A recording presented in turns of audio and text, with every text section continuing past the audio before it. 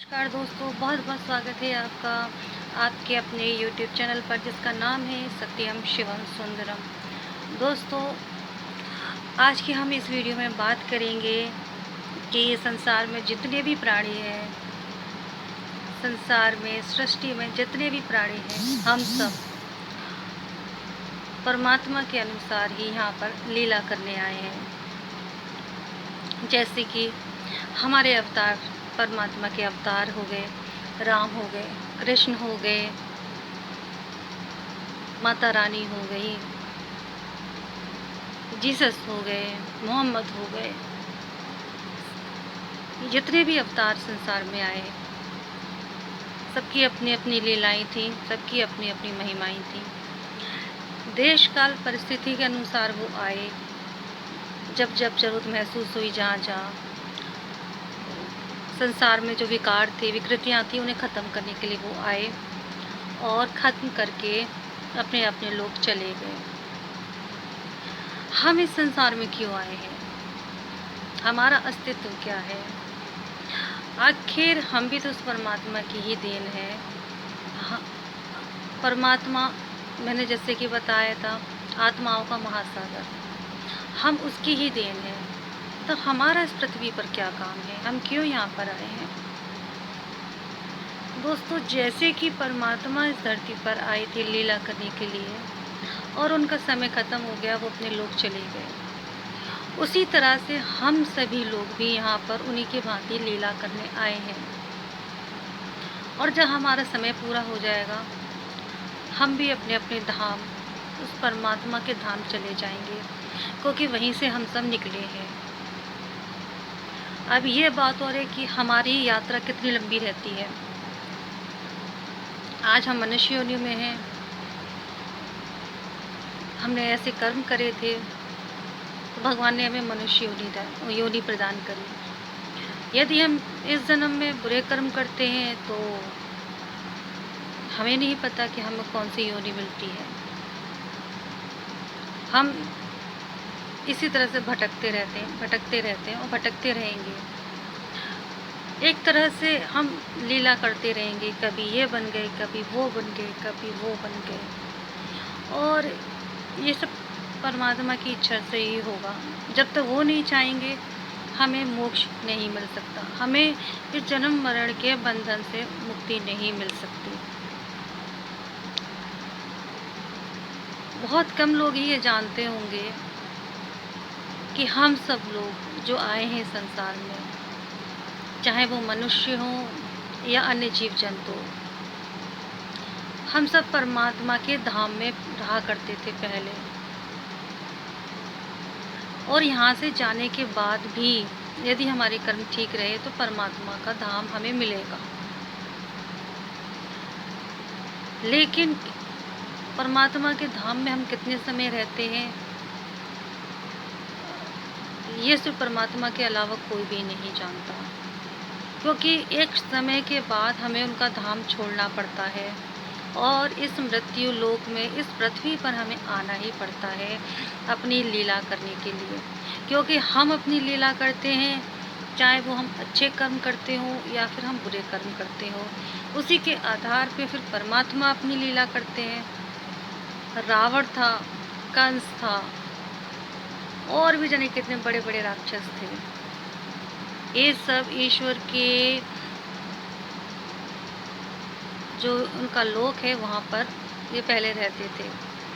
उन्हें किसी कारण श्राप मिला और मृत्यु लोक में आए। रावण की योनि, राक्षस की योनि मिली, राक्षस योनि में रहे, उन्होंने पाप कर्म करे, फिर उनका नाश करने के लिए भगवान को आना पड़ा और भगवान के हाथों उन्हें मृत्यु मिली और फिर उन्हें ईश्वर का धाम मिला। तो उसी प्रकार से हम सभी जो जीव जाति है, हम सभी उस परमात्मा के जो है उनका लोक था, वहाँ से हम लोग आए हैं। हम यहाँ पर अच्छे कर्म करते हैं, अच्छी बात है, फिर हमको जो है परमात्मा का धाम जल्दी मिलेगा।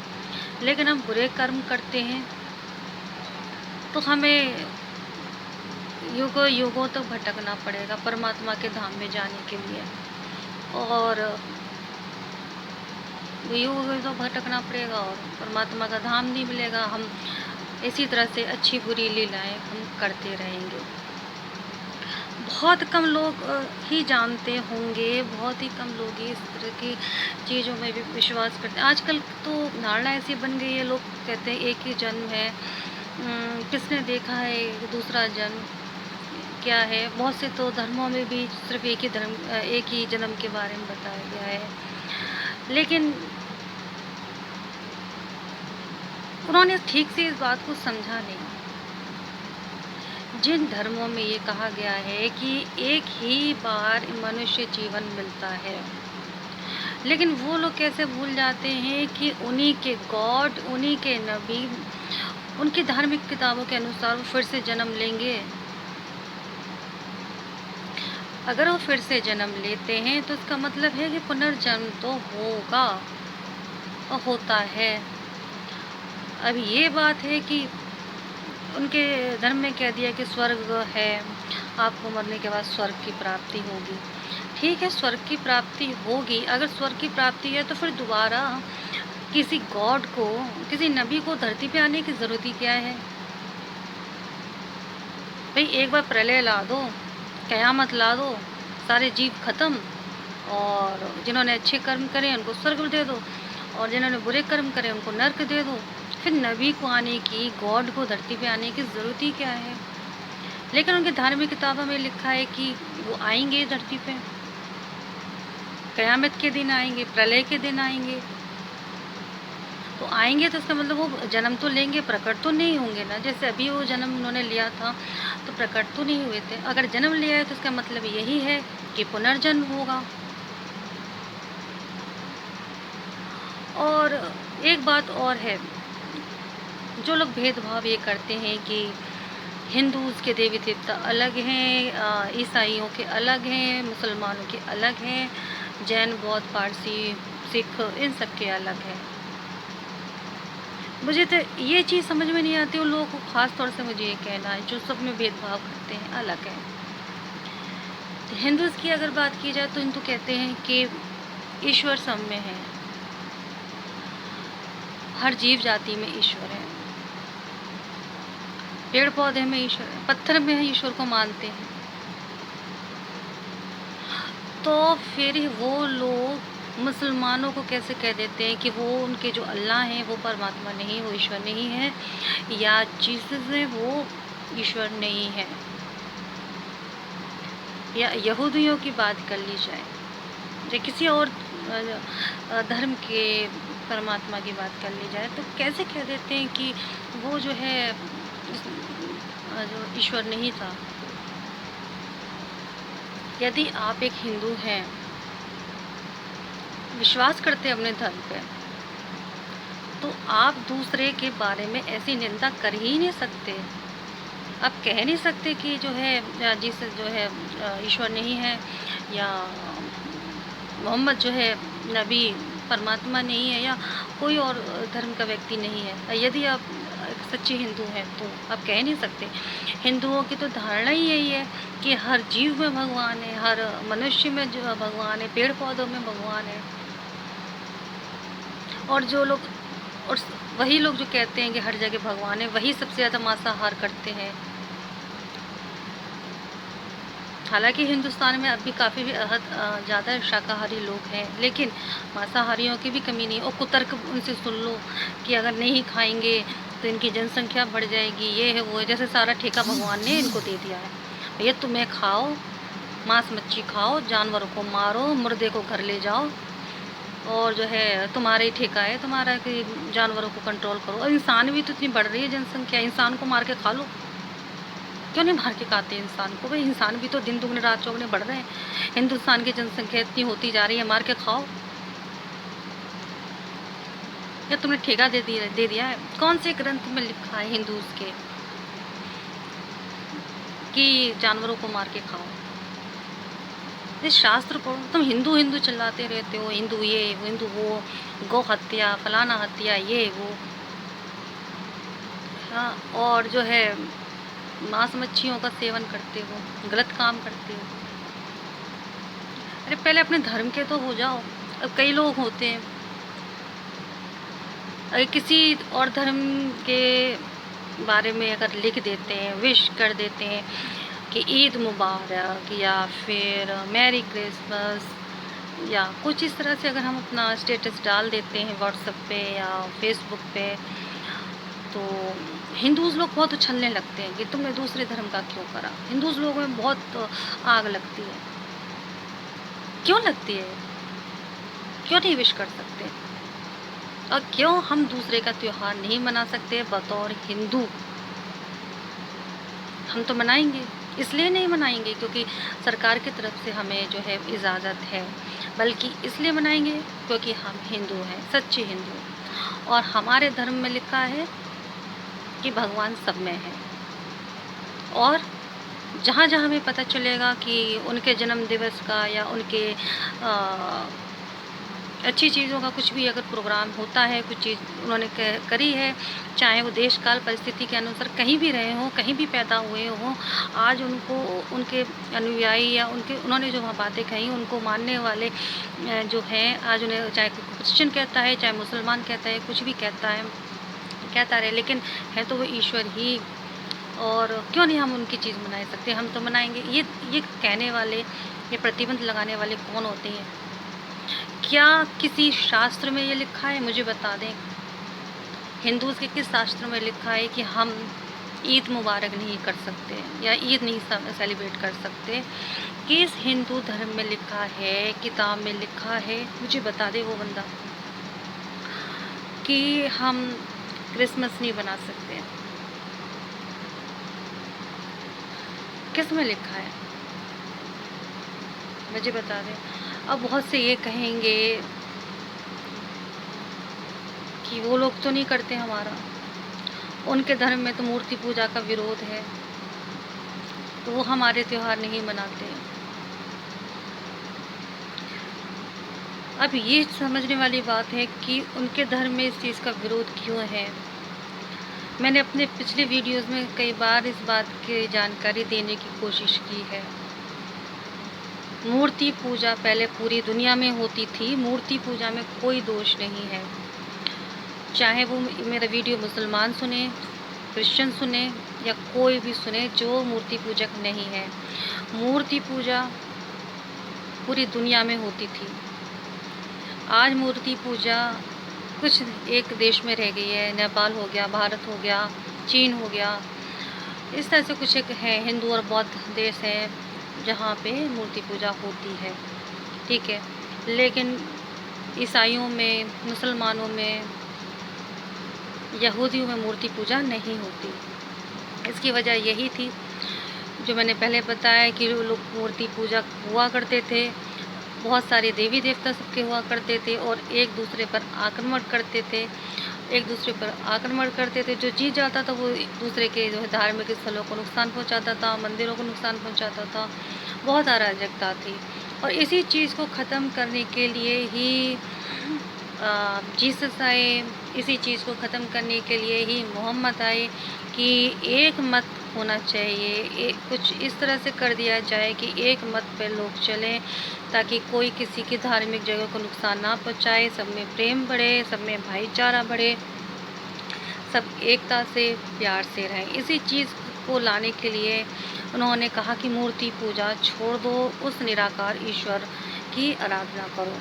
हमारे भी जो वेद हैं उनमें भी यही है कि ईश्वर जो है निराकार है, ईश्वर का कोई रूप नहीं है, निराकार ईश्वर की पूजा करो, मृत्यु के बाद उसी में विलीन हो जाना है।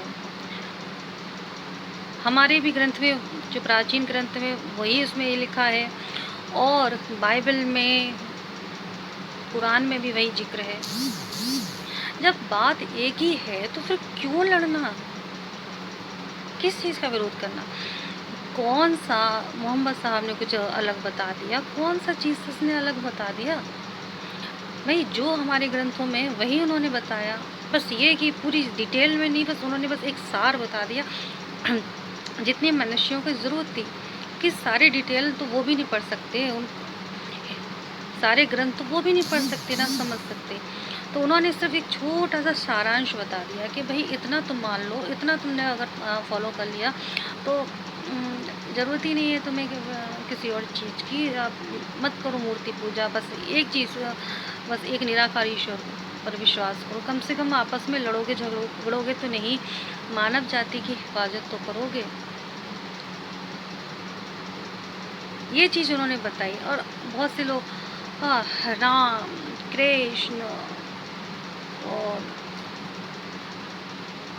भी देवी देवता हैं। चलो ठीक है, मैं हिंदू हूँ बताओ, और मेरे मेरे मन में इज्जत है सबकी, लेकिन मेरे मन में ये नहीं कि अगर मैंने कृष्ण की भक्ति की है, यदि मैंने भगवान शंकर की या माता रानी की भक्ति करी, तो मैं जीसस का विरोध कर दूँ, मैं नबी मोहम्मद साहब का विरोध कर दूँ? क्यों करूँ मैं विरोध? क्यों करूँ? उन्होंने कुछ गलत बात कही है क्या?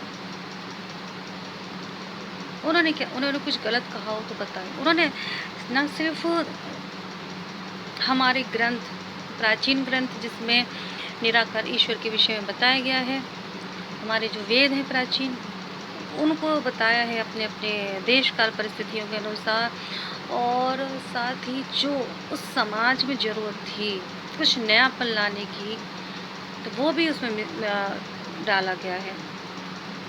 अब मुस्लिमों में बहुत से लोग कहते हैं कि फैमिलीज़ में शादी हो जाती है, हिंदू लोग इस बात से बहुत चिढ़ते हैं। तो हमारे साउथ इंडियंस में भी तो हो जाती है फैमिलीज़ में शादी, तो उसका विरोध क्यों नहीं करते?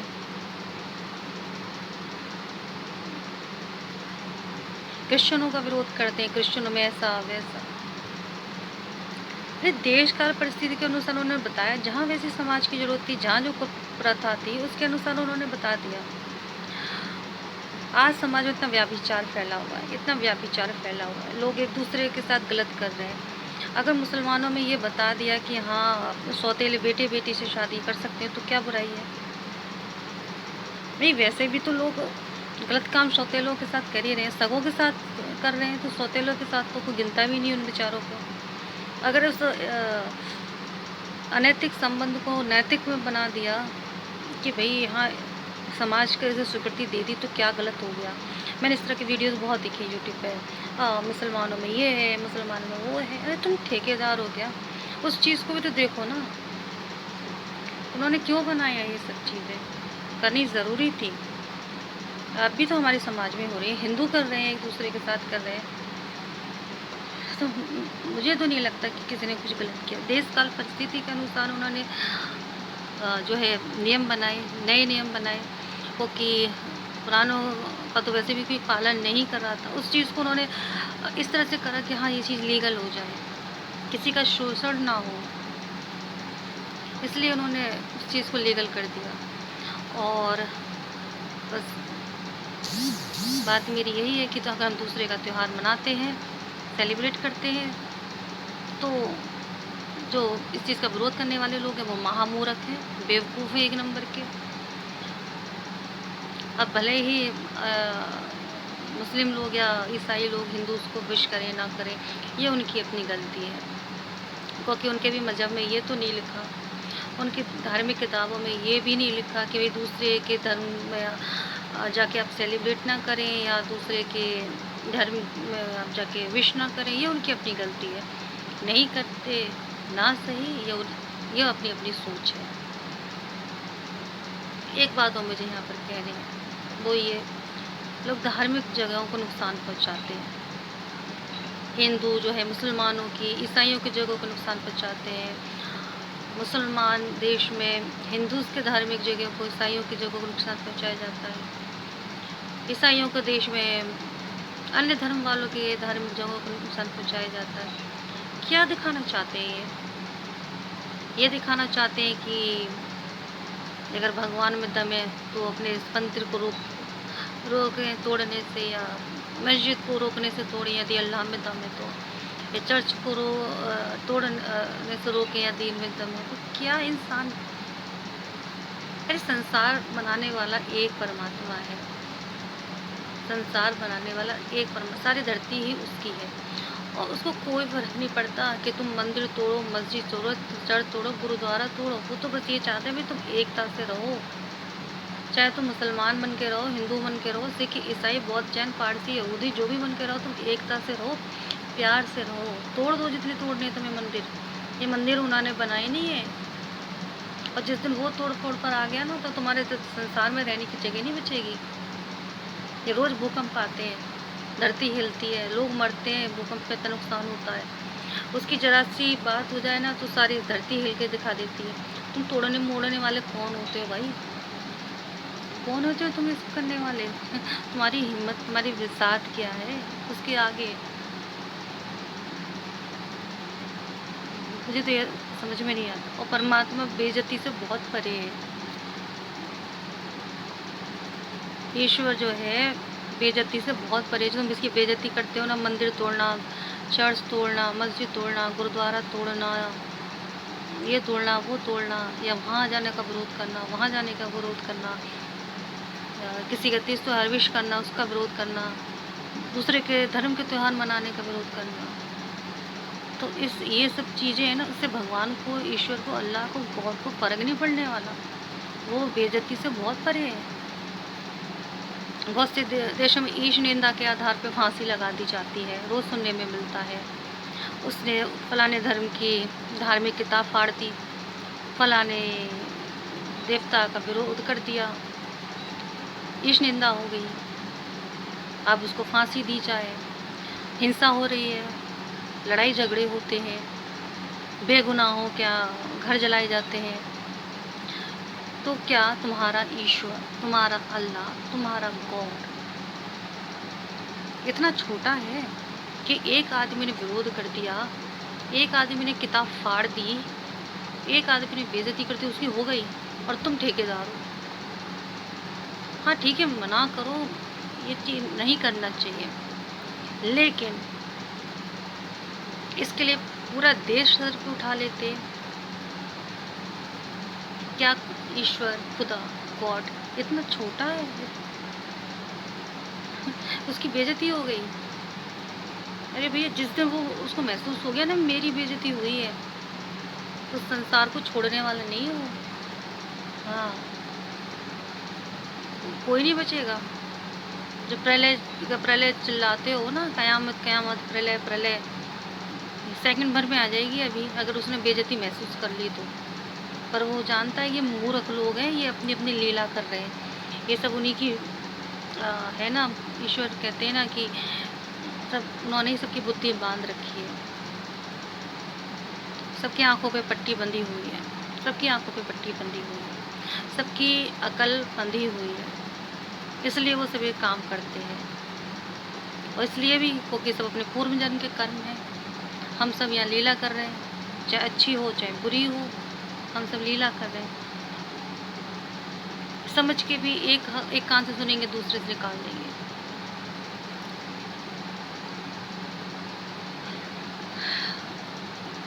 मुझे तो समझ में नहीं आता लोग कैसे हैं, अपने अपने धर्म को श्रेष्ठ दिखाते हैं। अच्छी बात है, विश्वास करो, श्रेष्ठ दिखाओ, लेकिन दूसरे की निंदा या दूसरे को नीचा दिखाने का हक किसी को भी नहीं है। अगर आप एक सच्चे हिंदू हैं, सच्चे मुसलमान, सिख, जैन, बौद्ध, पारसी, यहूदी, आप जिस भी धर्म से ताल्लुक़ रखते हैं, जिस भी मत के अनुयायी हैं आप, यदि सच में आपका विश्वास है, तो आप कभी दूसरे की निंदा नहीं कर सकते। आप ये नहीं कह सकते कि हम दूसरे का त्यौहार ना मनाएं। आप ये कभी नहीं कह सकते कि हम दूसरे को विश ना करें इस त्यौहार को, उसके हम दूसरे की खुशी में शामिल ना हो, या फिर अपनी खुशी में किसी दूसरे धर्म के व्यक्ति को ना लाएं। यदि आप सच्चे हिंदू, मुसलमान, सिख, जैन, बौद्ध, ईसाई, पारसी, जो भी मत के हैं, यदि आप हैं, क्योंकि राम ही जीसस है, कृष्ण ही नबी है, माता रानी ही मदर मैरी है। ईश्वर के इतने नाम हैं, इतने रूप हैं कि अनंत है, सारा ब्रह्मांड कम हो जाएगा। जितने भी ग्रह नक्षत्र हैं ना संसार के, वो कम पड़ जाएंगे उस हिसाब से, अगर गिनने चले तो। ईश्वर के इतने रूप और इतने नाम हैं, और केवल वही नाम और रूप सच नहीं है जो हम जानते हैं। कितना जानते हैं हम ईश्वर को? अगर कहा जाए हिंदू से कि 33 करोड़ देवी देवताओं के नाम गिना दो भाई, तो गिना सकते हो। मुसलमानों से कहा जाए अपने एंजल्स के नाम गिना दो भाई, ईसाइयों से तब गिना सकते हो। ईश्वर के इतने रूप और नाम है ना, कोई नहीं गिना सकता, अनंत है ये सब। और इसीलिए यदि हम वाकई में आध्यात्मिक हैं, यदि हम वाकई में परमात्मा विश्वास करते हैं, यदि हम अपने धर्म के सच्चे हैं, तो हम कभी किसी का विरोध नहीं कर सकते, किसी के धार्मिक स्थान की बेइज्जती तोड़ फोड़ नहीं कर सकते।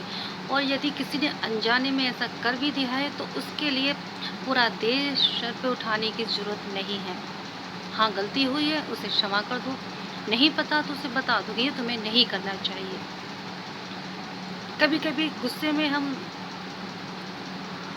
होते हैं तो स्कूल में अगर पढ़ते हैं, गुस्सा आ गया तो हम अपनी किताब कॉपियाँ फाड़ देते हैं, चाहे वो हमारी कितना भी उसमें इम्पोर्टेंट हमारे नोट्स हो, हम सब चीज़ें फाड़ के फेंक देते हैं। कभी कभी गुस्सा आता है, ऐसा गुस्सा शांत हो जाता है तो फिर गलती का एहसास होता है।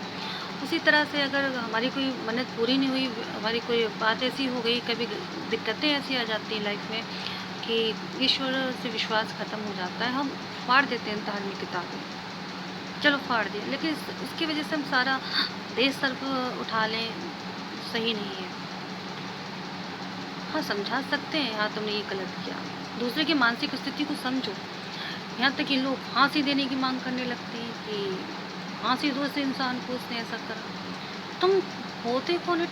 ठेकेदार हो तुम, तुम्हें क्या तुम्हारी किताब में लिखा है अगर किसी ने ऐसा करा तो उसको तुम फांसी दे दो। तुम्हारे पास साक्षात प्रकट हो गए, तुम्हारे देवी देवता, तुम्हारे गॉड, तुम्हारे अल्लाह साक्षात प्रकट होकर गए, या बोल के गए कि उस बंदे को फांसी दे दो। तो यही था मेरा आज का ये वीडियो, काफ़ी लंबा चौड़ा बन गया। मेरा मकसद तो नहीं था, मेरा वीडियो छोटा बनाने का मेरा मूड था, लेकिन बात ऐसी निकल आई तो मुझे थोड़ा सा बड़ा बनाना पड़ गया। और ये कि हम सब जो है यहाँ पे संसार में लीला करने के लिए आए, लीला कर रहे हैं, और शायद इसी का एक हिस्सा है जो संसार में आजकल होता है या हो रहा है, इसी चीज़ का एक हिस्सा है। लेकिन कोशिश करनी चाहिए, ईश्वर से जुड़े हम, अपने थोड़े से ज्ञान चक्षु खोलें, दिमाग अपना खोलें और इन सब चीज़ों से बाहर निकलने की कोशिश करें, ताकि हम एक शांत माहौल बना सकें, आने वाली पीढ़ियाँ हमारी एक शांत माहौल में जी सकें और एक सही उनको ज्ञान मिल सके। तो मेरा मूड था, यही मेरा एक मकसद था आज के इस वीडियो को बनाने का। मुझे उम्मीद है आपको मेरा वीडियो पसंद आया होगा, और पसंद आया है तो मेरे वीडियो को क्या करना पड़ेगा, मेरे वीडियो को आप लाइक करिए और ज़्यादा से ज़्यादा शेयर कीजिए जितना हो सके, ताकि लोगों की थोड़ी बुद्धि खुले, लोगों को थोड़ी अकल आए। और चैनल को सब्सक्राइब भी कर देना, ठीक है? मेरे चैनल को सब्सक्राइब करें और बेल आइकन भी ज़रूर दबा दीजिए। अगर आपको रेकी हीलिंग चाहिए, love, relationship, career, job, business, इसके लिए हीलिंग वगैरह चाहिए तो आप जो है मुझे व्हाट्सअप कर दीजिएगा। व्हाट्सअप नंबर आपको डिस्क्रिप्शन बॉक्स में मिल जाएगा, ठीक है? और आप कांटेक्ट कर सकते हैं, आपको डिटेल्स बता दी जाएगी। और मेरा वीडियोस देखते रहिए। धन्यवाद आप सबका, आपका दिन शुभ और मंगलमय हो। धन्यवाद।